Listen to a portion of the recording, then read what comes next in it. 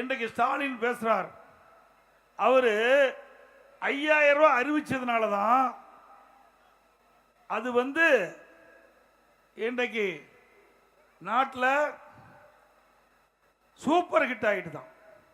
5000 ரூபாய் அறிவிச்சது super hit. எப்படி அறிவிச்சாங்க?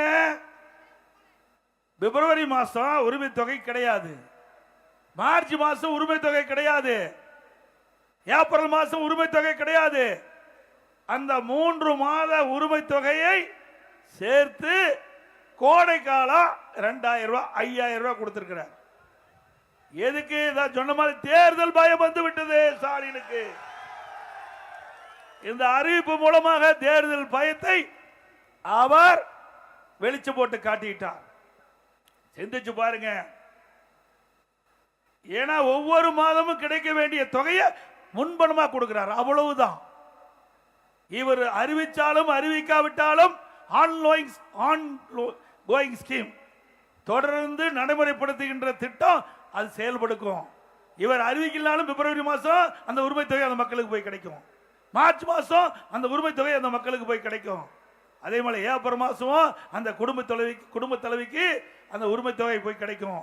ஆனா இவர் ஒரு நாடகத்தை அரங்கேற்றி ஏதோ மக்களுக்கு பெரிய தொகையை கொடுப்பதை போல ஒரு பொய்யான தோற்றத்தை உருவாக்கி ஒரு கவர்ச்சிகரமா இதை அறிவிச்சு மக்களுடைய வாக்குகளை பெறுவதற்கு தந்திரமாக ஸ்டாலின் எடுத்த அறிவிப்பு தான் இந்த அறிவிப்பு. கோடை காலத்தில் 2000 ரூபாய் கொடுக்கிறாராம். இப்பதான் கோடை காலம் வருதா? 2026 தான் கோடை காலம் வருதா?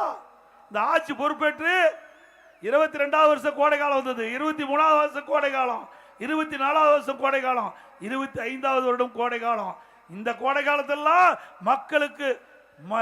மக்களை பற்றி கவலைப்படாத முதலமைச்சர் இன்றைய தினம் தேர்தல் வந்த காரணத்தினால இந்த கோடையில் இருக்கின்ற மக்களுக்கு இந்த கோடை நிதியை கொடுத்திருக்கிறார்.